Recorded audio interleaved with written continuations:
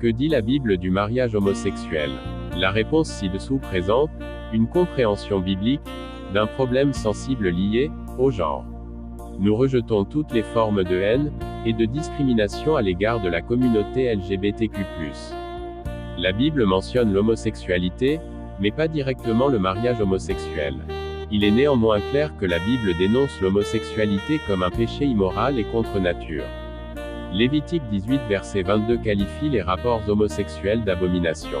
Explique que l'attirance et les comportements homosexuels sont honteux, contre nature, empreints d'une convoitise malsaine et indécente.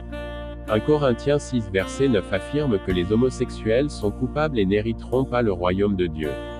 Puisque la Bible condamne à la fois l'attirance et les actes homosexuels, il est clair que le mariage de deux personnes homosexuelles n'est pas la volonté de Dieu, mais qu'il s'agit d'un péché. Dans la Bible, le mariage est l'union d'un homme et une femme. La première mention du mariage, en Genèse 2 verset 24, le décrit comme le départ d'un homme du foyer familial pour s'unir à sa femme.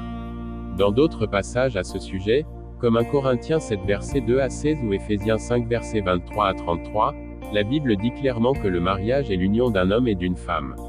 La définition biblique du mariage est une union à vie entre un homme et une femme, essentiellement afin de fonder une famille et de lui offrir un environnement stable. Cette vision du mariage n'est cependant pas propre à la Bible, elle est universelle, partagée par toutes les civilisations de l'histoire de l'humanité. L'histoire réfute l'idée que le mariage puisse être homosexuel. La psychologie laïque reconnaît que l'homme et la femme sont conçus pour être complémentaires sur les plans psychologiques et affectifs. Pour ce qui est de la famille, les psychologues remarquent que le meilleur environnement dans lequel élever un enfant épanoui est un couple homme-femme où chacun des parents est un bon modèle de genre. La psychologie réfute donc également le mariage homosexuel. Physiquement et biologiquement, il est évident que l'homme et la femme se complètent sexuellement. Le sens naturel de la sexualité étant la procréation, seules des relations sexuelles entre un homme et une femme peuvent remplir cette fonction. La biologie réfute donc aussi le mariage homosexuel.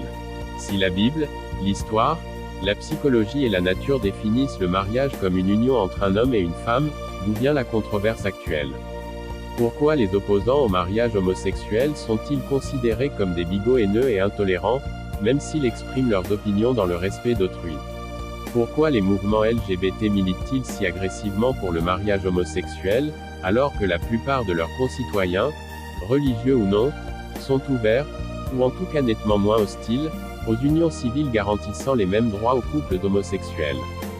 D'après la Bible, la réponse est qu'au fond, tout le monde sait que l'homosexualité est immorale et contre nature et que par conséquent, la seule manière de détruire cette conscience collective est de la normaliser en s'attaquant à toute forme d'opposition. La meilleure manière de normaliser l'homosexualité est de mettre le mariage homosexuel au même rang que le mariage traditionnel, entre un homme et une femme. Romains 1 verset 8 à 32 illustre ce principe.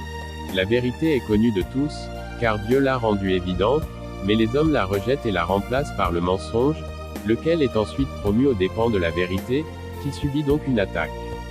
L'agressivité et la colère exprimées par beaucoup de militants LGBT contre tous ceux qui s'opposent à eux démontrent en fait que leur position n'est pas défendable.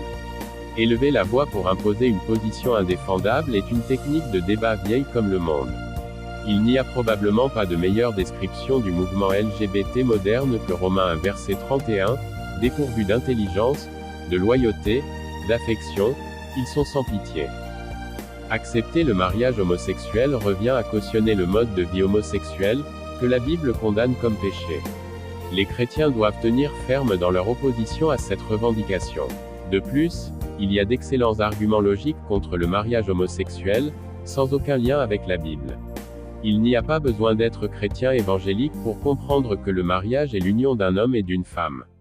Selon la Bible, le mariage a été institué par Dieu comme une union entre un homme et une femme, Genèse 2 versets 21 à 24, Matthieu 19 versets 4 à 6. Le mariage homosexuel est une perversion de l'institution du mariage et une offense contre Dieu, qui l'a créé. En tant que chrétiens, nous ne pouvons cautionner ni ignorer le péché.